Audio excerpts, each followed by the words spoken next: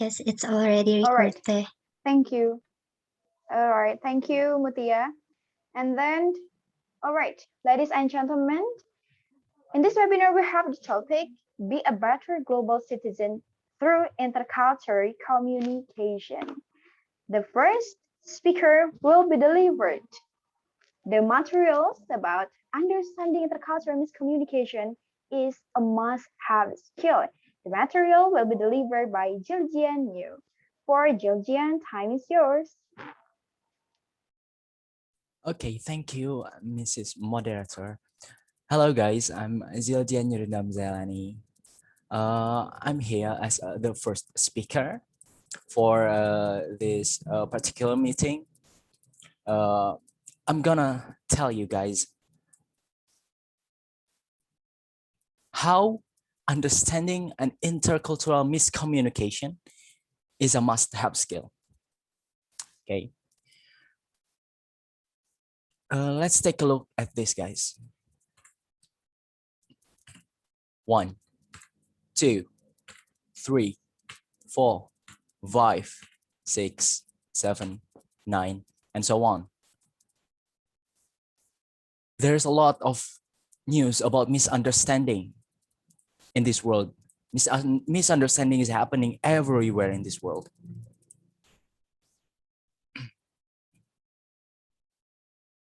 And we are living in a society that where misunderstanding is our biggest enemies for the society.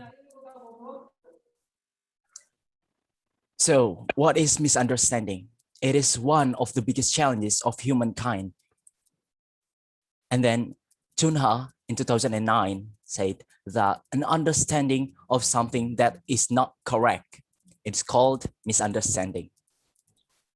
And then we have Trump in 1996 stated that miscommunication is one of a particular case of a lack of alignment of agents' mental state. Specifically, one of in which they diverge on the occurrence of results of communication. So, and then intercultural communication. What is it? What is it actually? What is this intercultural communication? It is a communication between people with a different cultural identities. University of Minnesota in 2016. And then guys, what is culture? Why we are talking about culture? And what is it actually? Culture is the ongoing negotiation of learned and patterns, beliefs, attitudes, values, and behavior. University of Minnesota in 2016. And then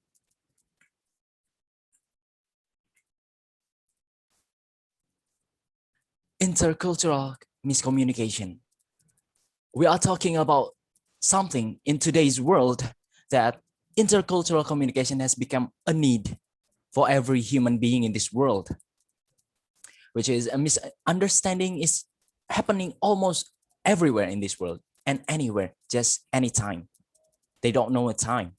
Since most people assume to other think, behave, and perceive the world around them like they do. In this case, in implicit personality theory. And this can lead into a misunderstanding and even a result in unintentional conflict.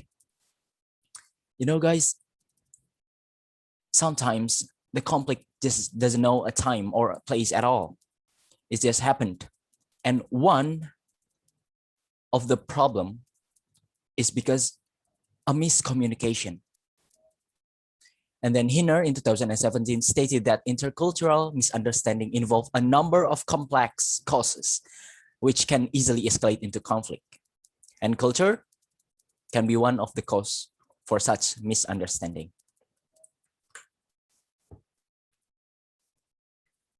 And guys, I want you to know some things that can cause a misunderstanding. It is implicit versus explicit communication. You know, when you are talking with your partner, and then your partner just told you something implicitly, but you are taking it explicit, it could cause some misunderstanding between you and your partner. And then we have the next one, we have written versus verbal. It is true that written is different than a verbal conversation. When someone texts you and you are getting it wrong, maybe there are some misunderstanding in it. And then the next one, we have competitive conversation form. Competitive conversation form is just like a debate, one and another. It could escalate into a conflict. And then for the next one, we have poor listening skills. Yeah, poor listening skills can lead into such a conflict of misunderstanding. And then the next one, poor speaking skills. The next one, we have a misaligned lingo, where you put a conversation, but you are not in a place to do that conversation. And then the next one, we have a messy thinking. When you are having a messy thinking around you, just you have to understand the cause of it. It could escalate into a conflict and cause misunderstanding. The last but not least is faulty definition. When you are when your definition is different than your partner, it could escalate into some conflict. Guys, I have quotes for you. To think justly, we must understand what the others mean. So if you want your conversation is better with your partner, just try to understand what they mean, what they really mean. Then the next one, how to avoid misunderstanding. I have some ways to avoid this misunderstanding. First of all, open. Ask an open-ended question. What is open-ended question?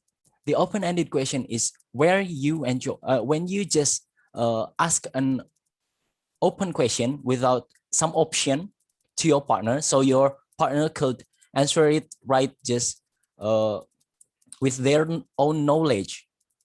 Okay, and then the next one, we have reflect. Reflect back what you heard. If you are just talking to someone and then he replied or she replied, just reflect for a while. Okay, then the next one, silence, allowing the person an opportunity to speak. Allowing the others participant to speak in your conversation, it has a good things in it. It can avoid some misunderstanding between you and the partner you speak to. And then the next one, summarize the conversation of the feedback. You can summarize the feedback of your conversation with your partner. And then next one, we be sensitive. Just be sensitive when they giving you a feedback about what you have talking. And then the next one, offer some ideas and suggestion.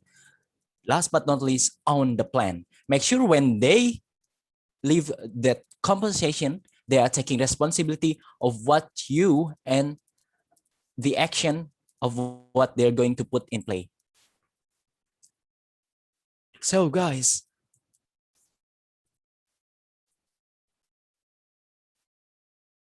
it is easy, right? Or is it just hard? I'm Just sorry, keep Jiljian, practicing your those skills. time Yes, is around thank you. to be over. Okay, thank you, moderator. Just keep practicing those skills and you'll become a better communicator. I believe that you are practicing. I believe that practicing will not killing you. And I believe that which does not kill us makes us stronger. Thank you so much, everyone. That's from me. Over to you, moderator. All right, thank you so much, Jiljian, for your great presentation related to miscommunication as a part of intercultural communication. All right, as we know, maybe this is something new for all the participants in here. In intercultural communication, we know about identity. This is very related into the material that will given by our next speaker with the topic, have you ever wondered where you got your identity? Let's find out together. The material will be delivered by Mutiara Putri Aulia. For Mutiara, time is yours. All right. Thank you for the moderator. Good afternoon, everyone. Let me introduce myself first. My name is Mutiara Putri Aulia. I'm a student of English Education Department, Siliwangi University. In this occasion, I'm going to ask you a question. Have you ever wondered where you got your identity? So let's find out together. Next. Anyway, what is that identity? Chloe Hart 2018 says that identity at its core is the understanding of what someone or something is. In other words, identity is how a person is recognized or understood both by himself and by others. This understanding consists of two parts that cannot be separated, namely personal identity and social identity. Martin and Nakayama 2010 defined it that personal identity is who we think we are and who others think we are. Meanwhile, social identity theory, according to Teichfeld and Turner, 1979, is that individuals tend to do social categorization and identify themselves into certain categories that have the same characteristic as those in themselves. Next.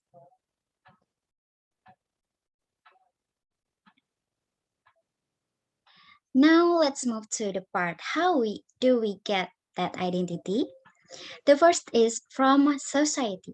In fact, our society has begun to shape a person's identity through categorization and labeling over the years based on expected traits and behaviors. These characteristics are based on appearance such as gender, skin color. Others include ethnicity, religion, financial status, and social.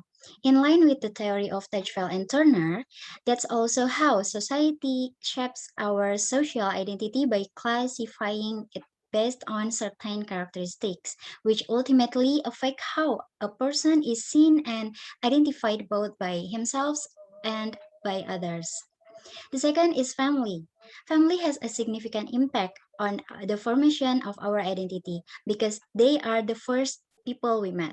We consciously and unconsciously look to our family in the formation of our identity. In the family, we can embody the title son, daughter, brother, or sister. How strongly we identify with this label is influenced by the level of support or conflict we receive from our family. The next is social media, personal interest, and self-expression. Social media can be one of the influences in identity construction because communication and virtual environments allow a person to form their own identity according to what they want others to see. Let's move to the next slide. I am known by my friends as someone who really likes the color pink, loves to write, loves to travel, and loves to eat. Why can I say that? Because I post it all on my social media. So what my friends recognize about me is what they see. What they see is what I post, and what I post is what I want others to recognize me as that. So from here, social media has been one of the factors that shape my identity based on my personal interest and self-expressions. Besides the influence of social media, the identity attached to a person is the result of adoption by that person. Next.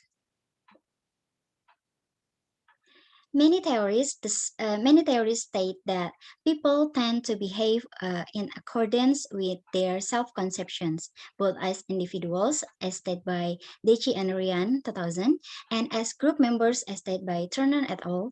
1987. Similarly, according to Sparks and Guthrie 1998, for example, healthy eating habits have been shown to identify themselves as health-conscious consumers. Next. In conclusion, social interaction, both virtual and real life, can affect the formation of our identity. Both personal identity and social identity is about how we are recognized and understood both by ourselves and by others. And how our identity is formed is also influenced by our desire for validation from a group in society. Next.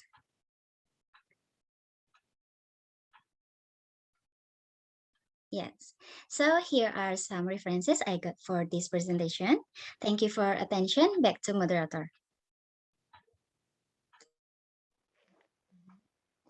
Thank you very much, Mutiara, for your great presentation.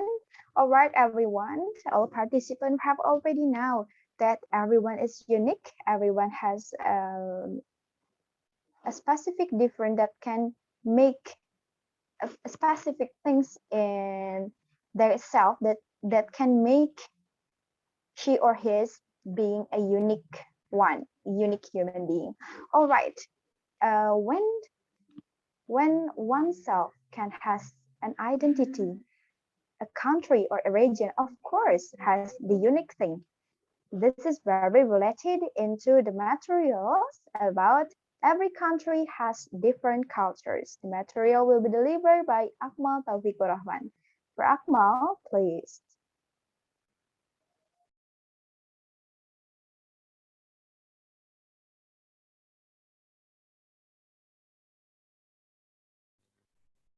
Thank you for Miss Moderator. All right. Assalamualaikum warahmatullahi wabarakatuh. Good afternoon, everyone. My name is Akmal Taufik Rahman. And in this special occasion, I would like to share my paper. And the title is Every Country Has a Different Culture and How It Is Work. So in this special occasion, I would like to share the impact of this cultural difference. I'm sorry, I can share my screen. Anyone can help me? Okay, for another presenter, you can help Akmal for sharing screen, please.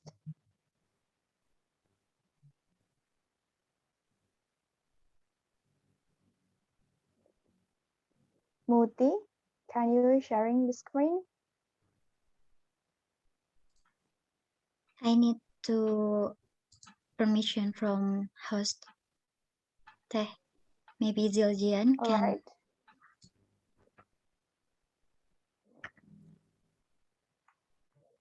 Anissa, please.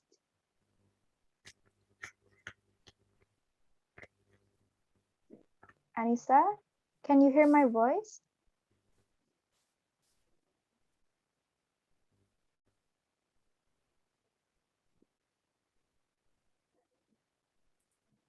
I'm sorry, Anisanur. Anisanur, can you help us to send the host to Akmal?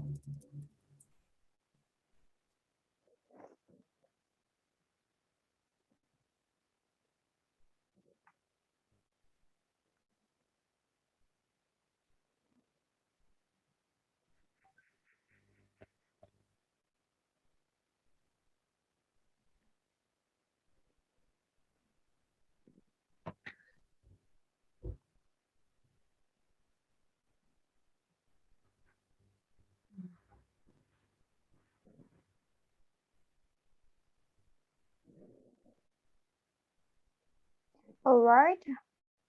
I'm sorry. We should wait Anissa first.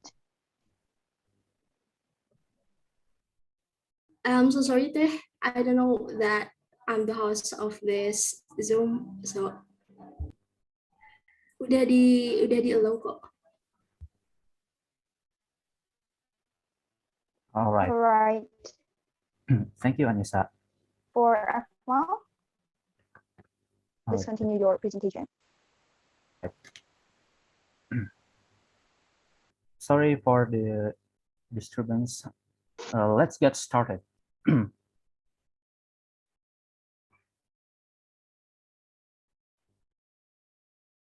So, according So according to the monks, every culture, I'm sorry, according to Anthony Cohen, every person or social community in every country around the world has a culture as their identity. This culture including how they get dressed, how they behave, and how they interact in society. Every culture is different and has its own unique characteristic. And this cultural difference make a beautiful variation around the world. But this cultural difference could lead us to some phenomenon. This phenomenon is a culture shock. According to Sonjamans in 2003, culture difference is one of the factors that may cause the cultural shock. So what is the cultural shock? Cultural shock is anxiety that result from losing all of our familiar signs or cues of social intercourse. These signs or cues include the thousand and one way in which we orient ourselves to the situation of the daily life, such like attitude when we meet people, what we say when we meet people, how to ask for help, how to make purchase, and how to respond with some question over in 1954. So in other words, culture shock is anxiety that happens when we visit another country and meet a different culture, and we can't handle with that cultural difference. For example, we as Indonesian go to America for a study purpose, but the culture, the attitude, the way of life of American are different from what we expect and make us uncomfortable and get anxiety. So what will we get when what happen when we get the culture shock? According to Pacific education, the first thing you will get, the first thing you will feel from culture shock is the extreme homesick because you feel uncomfortable with this cultural difference. And this will make you feel depression and get unstable emotion, which it lead to sleep and eating disturbance. And this will cause a physical illness like diarrhea and headache. So how to avoid the culture shock? According to Amy Chang on his article, there are at least 5 ways to avoid or at least reduce the effect of the culture shock. First, first is avoid stereotype. If you are being stereotyped to some country, you will be surprised when you see that the culture are different from what you expect. Next is you have to be open-minded. It means you have to expect that you will find a different culture and a different attitude from the country you will to go. Next is realize that you have to adjust yourself with situation and it will need a time for doing so.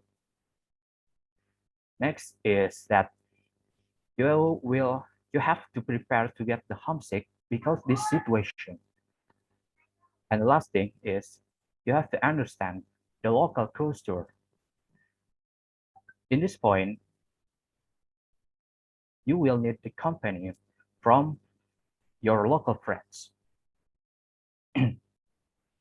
So the conclusion of my occasion is every person around the world has a different culture as identity. If you can't handle this culture different, you may experience a culture shock, which will make you uncomfortable and getting stressed. So you need to be open-minded and prepared for this cultural difference. I'm sorry, Akmal, your time about to over. All right. So this is the references I use. Thank you for your attention. Assalamualaikum warahmatullahi wabarakatuh. Waalaikumsalam warahmatullahi wabarakatuh. All right, thank you, Akmal, for your nice presentation. All right, all the participants, I hope you are still in your great spirit today. I'm so sorry with any technique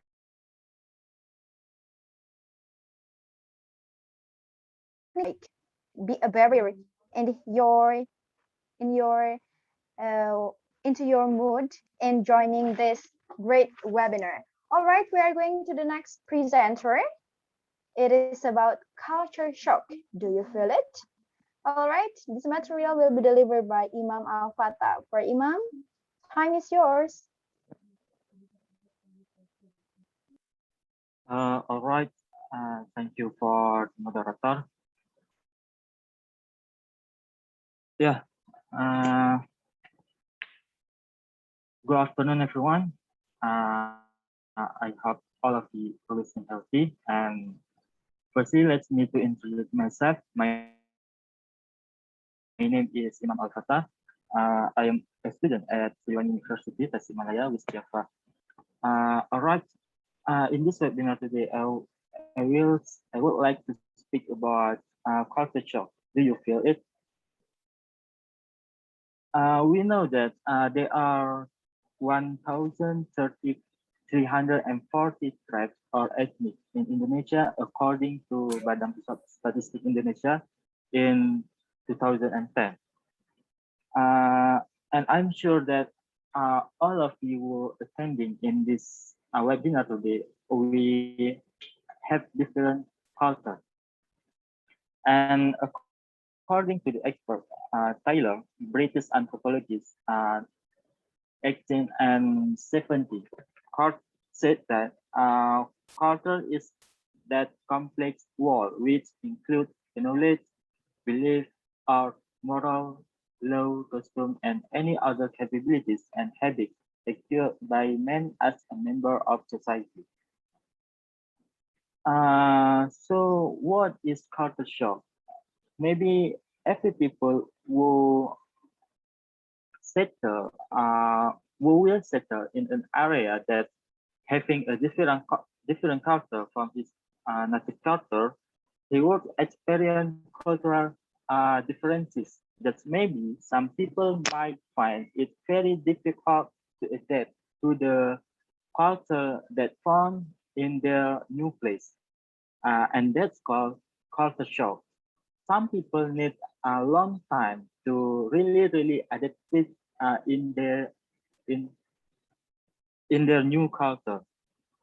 Uh, Culture shock is a sense of anxiety, depression, or confusion that results from being cut off from your familiar culture, environment, and norm when living in a foreign country or society.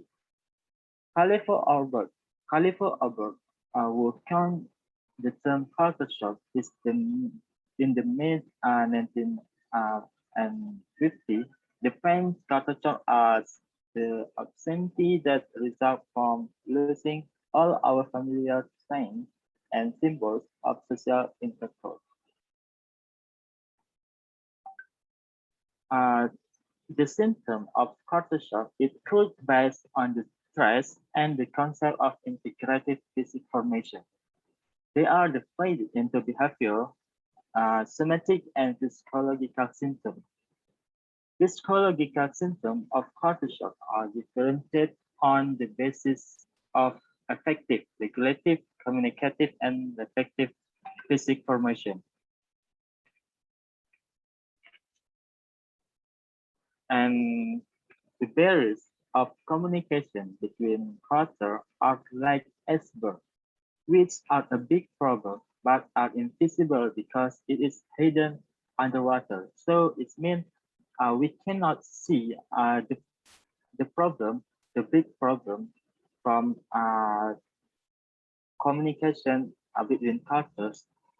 Uh, but we can feel it. Uh, Kenny and Martin, 2004, states that physical, cultural, factual, motivational, experiential, emotional, diverse, nonverbal, and competition, they all are the obstacle from culture shock. And this is all of the references that maybe you can read about culture shock or to understanding more about culture shock. And maybe this all for me. Thank you very much. And anyone who have a question that can contact me on my WhatsApp number or my email. Thank you very much. Be back to the moderator. Alright, thank you, Imam Al-Fatah, for your presentation.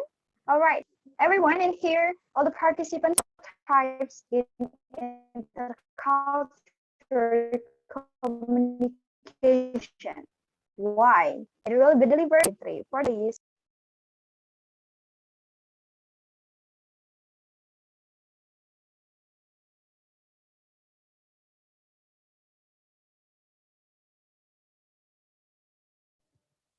Okay, thank you for the moderator. Good afternoon, everyone. I hope all of you are in a good condition. Thanks for coming to this webinar. Okay, let me introduce myself first. My name is Devina Fitri, and in this occasion, I'd like to explain about intercultural communication with the theme stereotypes in intercultural communication. Why? So, I'm sure that all of you have ever heard about what is stereotypes and what is intercultural communication, but let me explain it first. So, stereotypes. Stereotypes is a cognitive process in that it involves associating a characteristic with a group, but it can also involve, lead to, or serve to justify an effective reaction towards people from other groups. Next is intercultural communication. Intercultural communication is the study and practice of communication across cultural contexts. So, um, this is can recalling your mind. You can remember again about what is stereotypes and intercultural communications. And next is indication of the cause of the stereotypes. So there is several indications why there is stereotypes in intercultural communication. Number one is belief. According to Stanger, this belief can be based on a number of variables ranging from gender, social orientation, level of education, and social class to nationality stereotypes originate from social categorization. Next is ignore their individual trait. So, according to Holiday, whether by ignore their individual traits, impose a certain interpretation on them, and reduce our view of them to a simplified image. And next is social categorization. According to Stanger, we could likely not do without social categorization. It occurs naturally and is not limited to people. So this is a several indication why there is stereotypes in intercultural communication. So here, I will give you guys a sample case of stereotypes in Indonesia, especially. Number one is bad behavior of the Papuan peoples, starting from people who like get too drunk, gamble, make noise. This is evenly distributed to all Papuans. It affects all Papuan people. Even, for example, when someone want to get to study to another place, they will find it difficult to find homestay or shelter. And the second example is the dreadlocks phenomenon that occurred in Surakarta has received various comments and many are considered bad.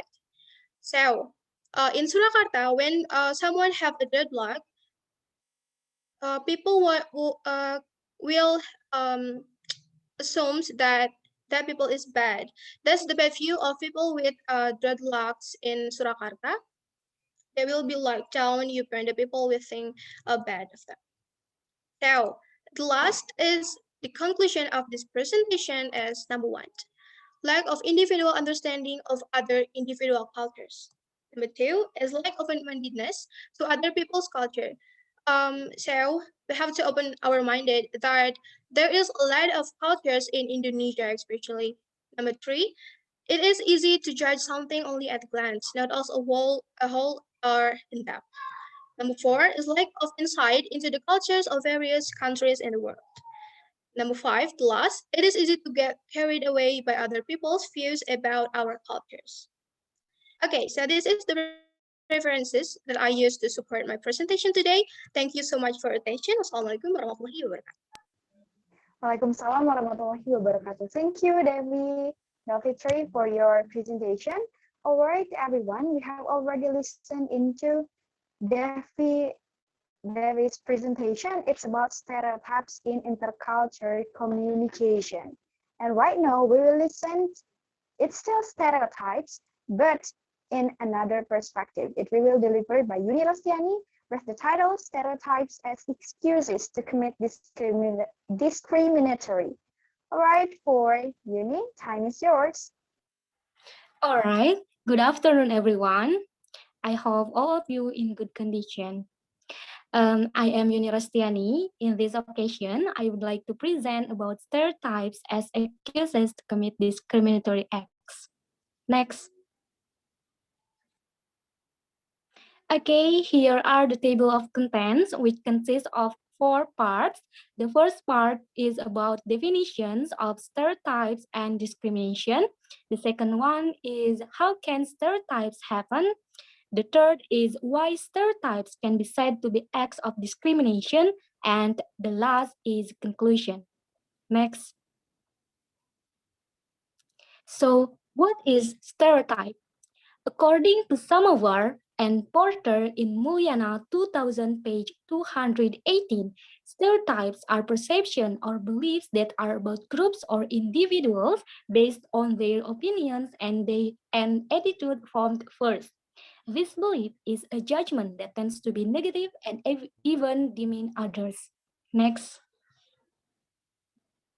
What is discrimination? According to Wilmore, discrimination is defined as any distinction, exclusion, restriction, or preference based on race, color, descent, or national or ethnic origin, which has the purpose or effect of nullifying or inferring the recognition, enjoyment, or exercise on an equal footing of human rights and fundamental freedoms in the political, economic, social, cultural, or any other field of public life. Next. How can stereotypes happen? There are 3 factors of stereotypes. The first is social environments, such as families and communities in residential neighborhoods have a major influence on the formation of both stereotypes. As explained in the theory symbolic interactionism regarding the concept of self and society, that the environment groups that show symbols influence the assessment of the individual. So there will be a tendency to the same actions as the group. Next, the second is individual experience factors that make up the informant stereotypes. According to psychologist George Kelly, experience is created by the way we interpret events, and everyone is different from each other in instructing events. Experience consists of the interpretation of event continuously. And the last factor is a more intimate personal contact factor. Next.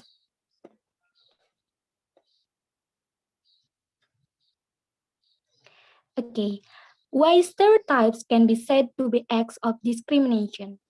According to the video, Houston, Glick, and Esses, 2010, page 8, the reason why stereotypes can be said to be acts of discrimination because stereotypes are cognitive structures that systemically affect how people perceive, process information about, and respond to group members. While stereotype can lead to discrimination, discrimination can also exacerbate stereotypes. Next. So the reason why our stereotypes sometimes used as excuses to commit discriminatory acts are because of the emergence of thought that comes from the way humans process information around it. To process what is happening around it, humans put it in several categories. And also because stereotypes are cognitive structures that systemically affect how people perceive, process information about, and respond to group members. Next. Here are the references that I have used on this presentation. I think that's all from me. Thank you for your attention. Back to moderator. Thank you. You're welcome, Uni. Thank you for your presentation. All right, everyone. We have the materials. It's about racism. With the topic, the power of the N word in terms of racism and our existence as an educated human being. It will be delivered by Winda Grisela. For Winda, time is yours.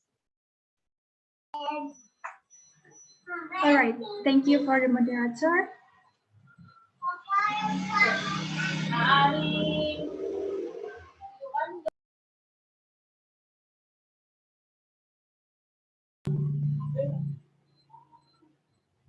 Right. Assalamualaikum warahmatullahi wabarakatuh. Before that, I want to ask, is my voice clear? Yes. Yes. Right, thank you. Right. Good afternoon, everyone. I hope you guys always in happy and healthy condition. My name is Winda Grisela, and I'm from English Education Department, Siliwangi University. And at this time, I would like to present to you about the issues that are often encountered in the community all over the world that prompted me to bring the title, The Power of the N-Word in terms of racism and our existence as an educated human being. All right, next. Here are some highlights that will be discussed today. I will define racism itself first, and then define the N-word and how it impacts people. And the last is the solution to this problem. Next.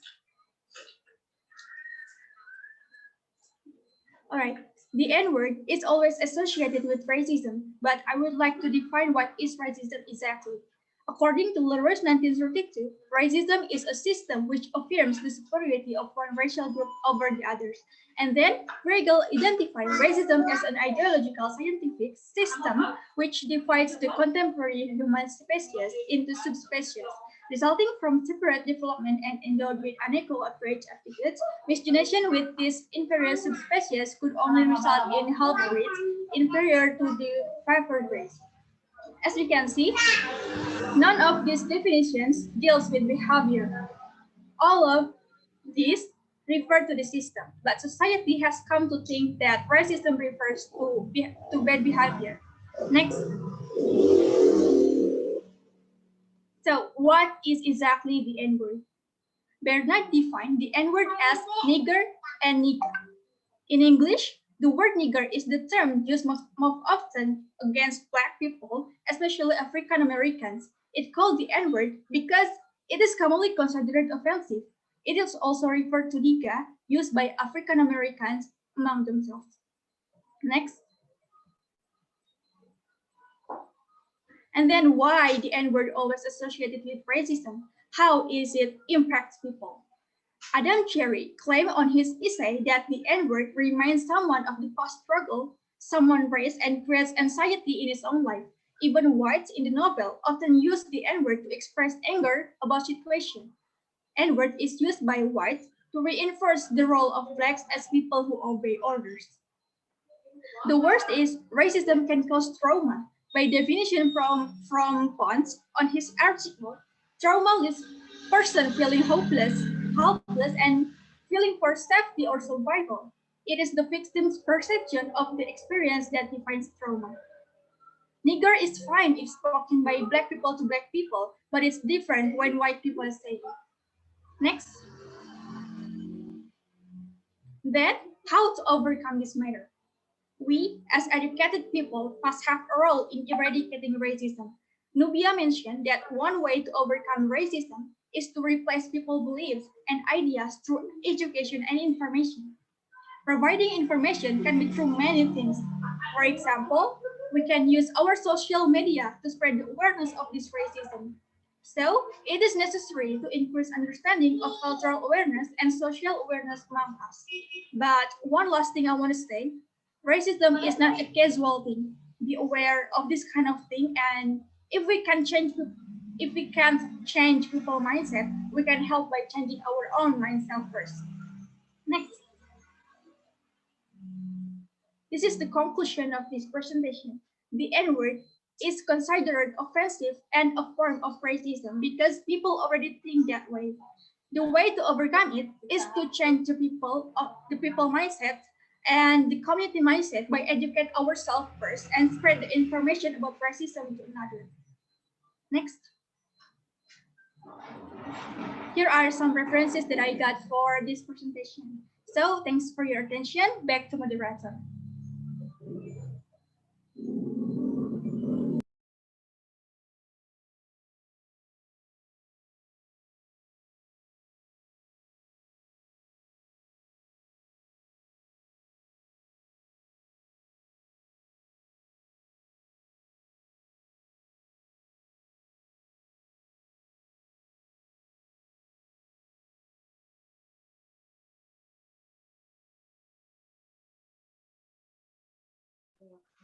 All right, Winda, you have already presented your presentation. I'm so sorry because I lost my connection.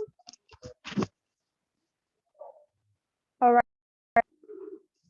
Thank you very much for your presentation. All right, everyone in here, let's go to the next presentation.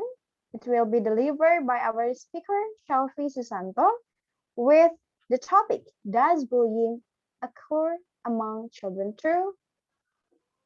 For Shelfie, time is yours. Thank you for the moderator by giving me the time. Good afternoon, everyone. Before I start my presentation, let me introduce my name first. So my name is Shelfie Susanto, and on this occasion, I will explain about does bullying occur among children too? Bullying, it is a word that is really familiar in our daily lives, right?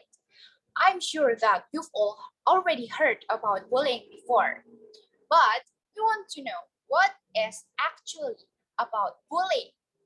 Next slide. So, bullying, according to Barron 1977, is an aggressive behavior as behavior that is directed towards the goal of harming or injuring another living being who is motivated to avoid such treatment. Bullying itself has three critical components. The first one is repeated action or threats. The second is power imbalance. And the third or the last is intention to cause or harm, whether it is physical or emotional. Bullying occurs among children too. According to Dr. Romanowski, that argued all children born with a temperament, or we can call it as a pre-wired native, that we can change, although it is really hard. The temperament started when the children were babies. Some babies are more assertive about letting you know what they need, and the other babies are more retiring and wait until you can take care of them. So bullying occurs among children too, and bullying is a common and potentially damaging form of violence among the children. Next. There are two types of bullying among children. The first one is children who are more kind, although there are in a risk for becoming bullies. And the second type is children who are more shy and less of a risk for becoming the bullies. And those characteristics lead to a tendency to be the bullying types. And those are the types of bullying. Next. Bullying is such a negative action that can lead to a negative consequences for children who are bullied. There's a host of negative consequences who are bullied. The first one is high rates of anxiety. For the children who got bullied, they will get such an anxious feeling because maybe they will feel afraid if they meet or they see the bullies that bullied them. Second is depression. The children who got bullied will get depression, maybe if they cannot express their feeling or they can tell the story about their bullying events, the bullying that happened to them. So it can lead to the depression. The third is school absenteeism.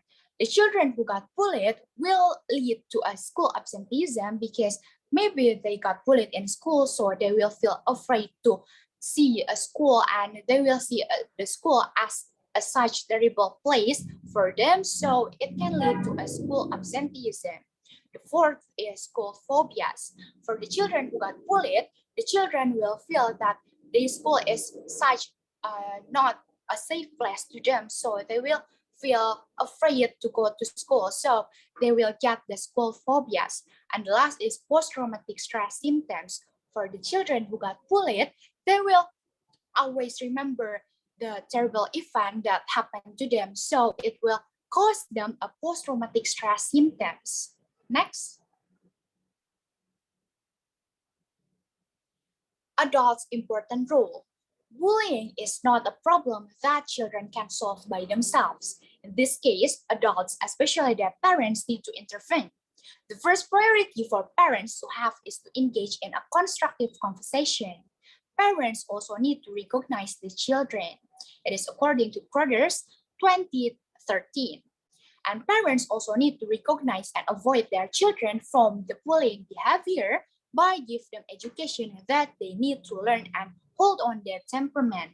So the adult's important role that is really important is to engage good communication between the parents and the children, so the children will feel safe and feel that there are adults who are care for them, so um, they will uh, they will avoid the bullying action, or they will avoid from being the children who got bullied.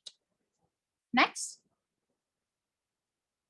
In conclusion, bullying among children does occur, and it can be more dangerous than the usual form of bullying that occurs among adults because the children are still not fully aware of what they are doing. So the parents have a really important role in this issue to avoid their children for being the bullies or the children who got bullied. So the main point is a good communication. Next. And here are my references that supported my presentation. Thank you very much for your attention. Back to the moderator. All right, thank you, Shafi, for your presentation. All right, all the participants, we have the last speaker here, sharing Bunga Permata with the topic bullying among school children. For sharing, time is yours.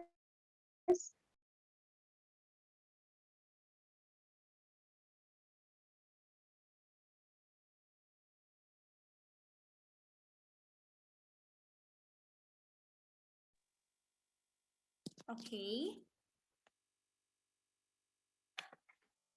Okay, thank you to the moderator. Good afternoon, everyone. My name is Sherin Bunga Permata, and here I will convey to you about bullying among school children.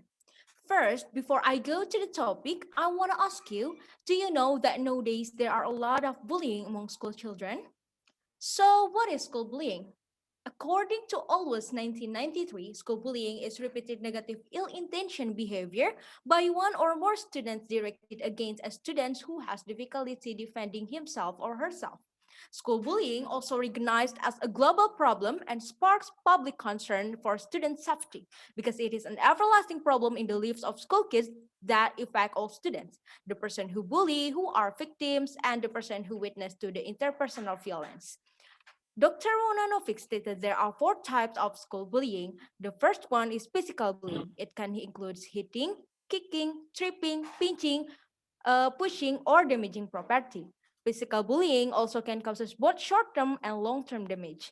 The second is verbal bullying. Verbal bullying can include name calling, insults, teasing, intimidation, racist remarks, or verbal abuse. And it can escalate to levels which start affecting the individual target.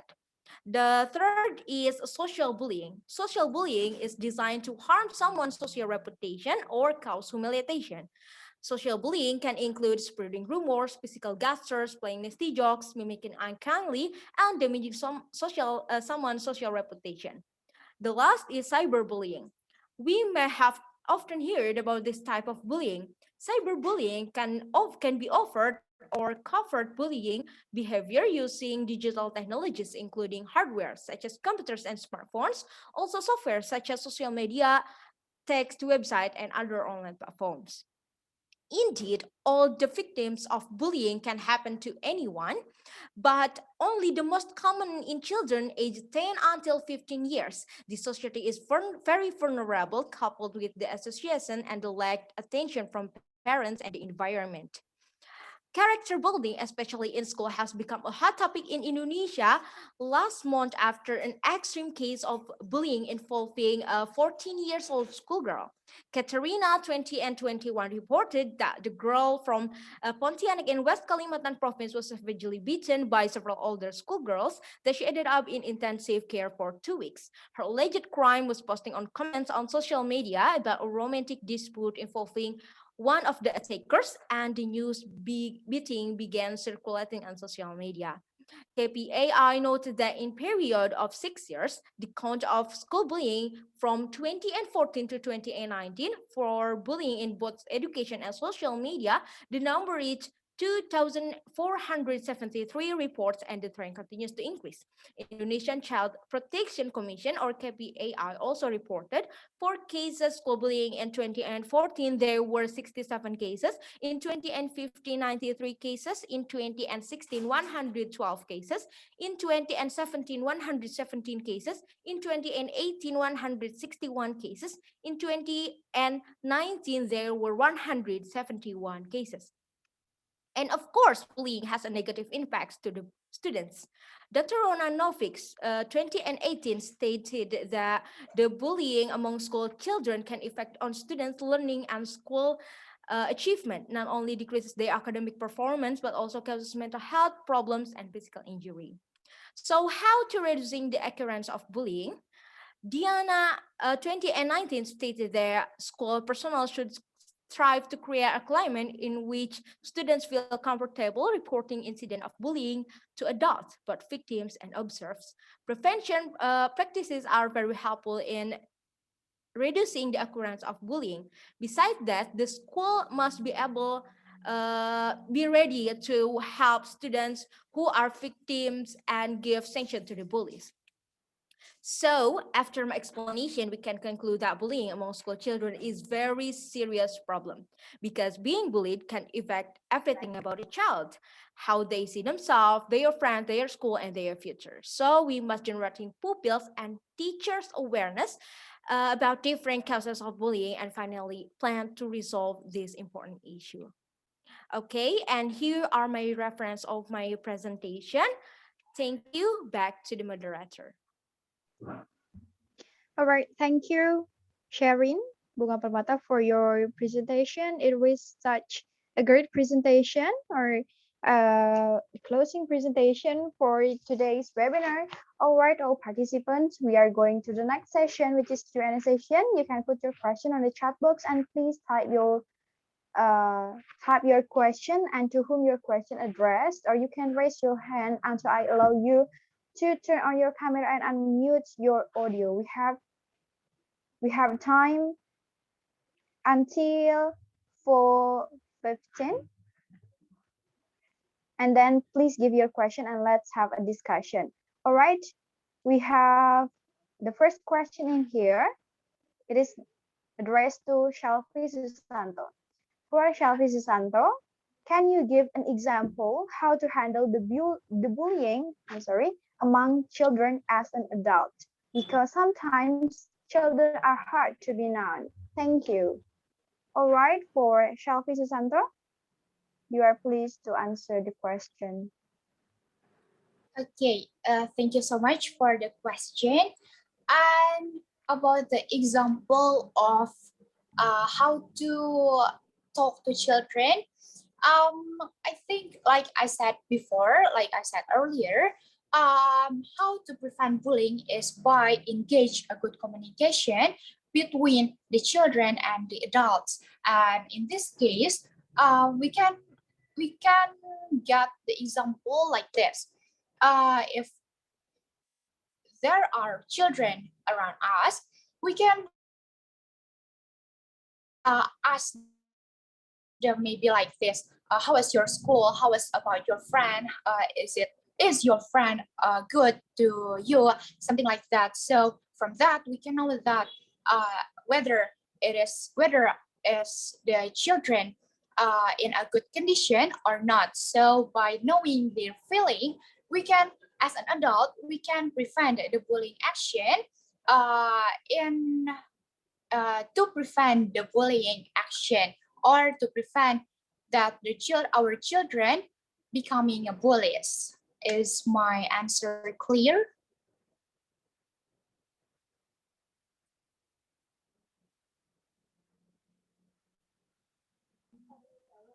All right.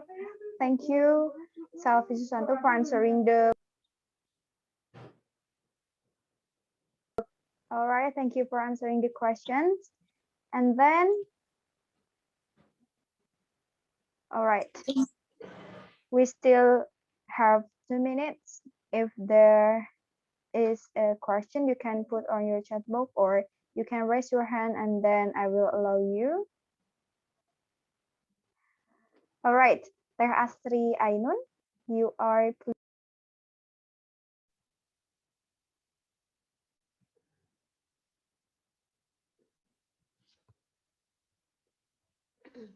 Hello everyone, am I audible?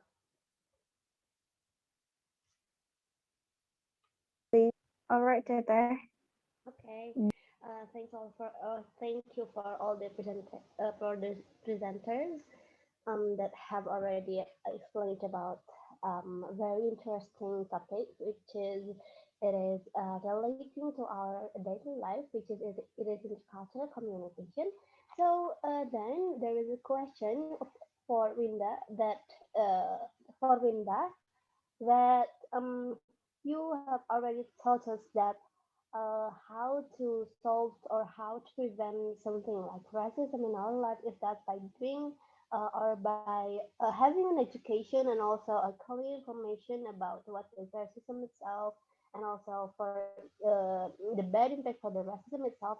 But if we see the case, for example, that that happened last few years ago, which one of the victim of for racism is George Floyd, that is arrested by police, which is I think that the police are the people who are got an education will get educated.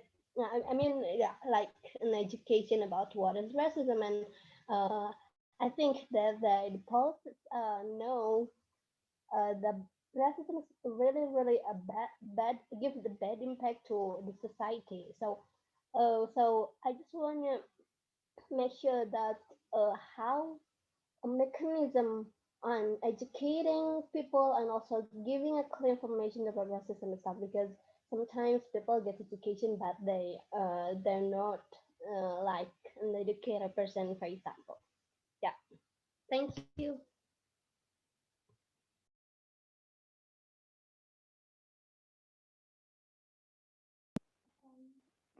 All right. Thank you for the question, Astrid.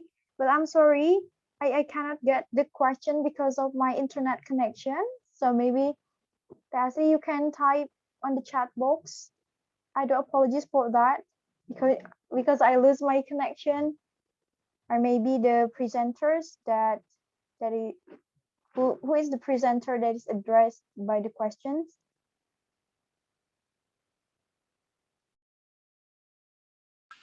That's for me, Miss Moderator. Oh, all right, Linda Grizela, you got the point of the question? Yeah, inshallah. Yeah, all right. Casio has already sent the question, how the mechanism on educating people to prevent racism. All right, time is your window. All right. Actually, your voice is not very clear. Asri, I'm so sorry. So I just want to answer as I can. So in my perception, how the mechanism on educating people to prevent racism? Okay, thanks. That really great question because I just present that to prevent racism is by education and information, but not how, right? So in my perception, we as students, we can do just like a simple thing. We can share information about racism on my social media, on my Snapgram or WhatsApp. So just like that. But to change people mindset is not easy, right? So we just uh, we just have, as I presented before, we just have to change our own mindset first. We have to study deep more about racism, and then we can share it to people.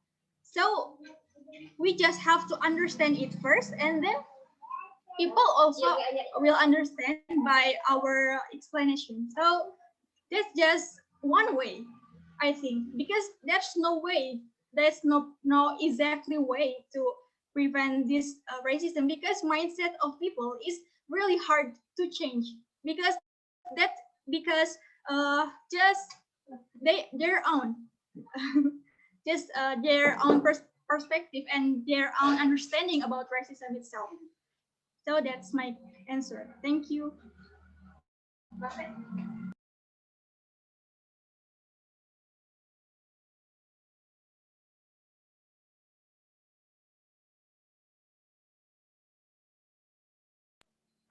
I'm so sorry, Miss Moderator, your mic are on. All right, I'm sorry. Okay, thank you for answering the questions. I hope it can facilitating the question from Teh Asri Aidun. All right, everyone in here, we have already in the end of Q&A session for whoever that already sent the questions on the chat box. Your answer will be delivered by the presenters by into your email. And then I would like to say thanks to all the participants that already joined this webinar. And then I would like to say big thanks to all the gorgeous presenters that already delivered the material. Very gorgeous. All right, I am Aisiti Mardia as your moderator. Thank you very much for your kind attention.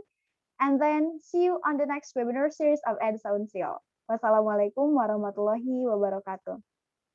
All right, uh, before we close this room, please, for the documentation session, the presenters who will be the person who want to take a screenshot, Jiljian ya. Okay, you can lead the documentation session.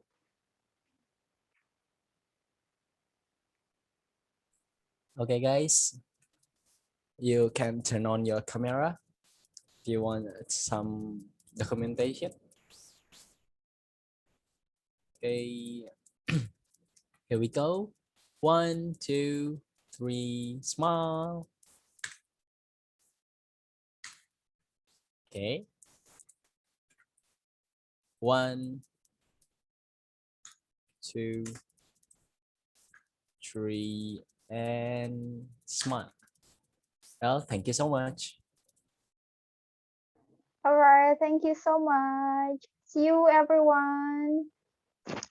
Thank you, everyone. See you on the next webinar.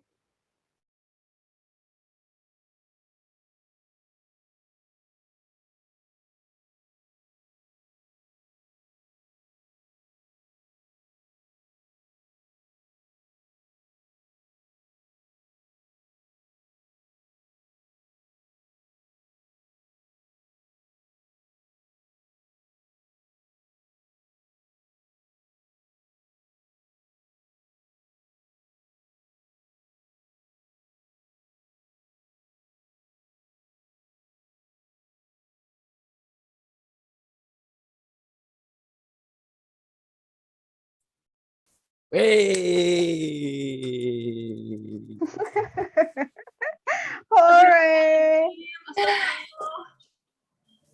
Banyak Saya sekali gaya coba. berbahas yuk. Banyak sekali ya problemnya ya kelompok ini. Insya Allah ya Teh. Oh iya, record. Lupa.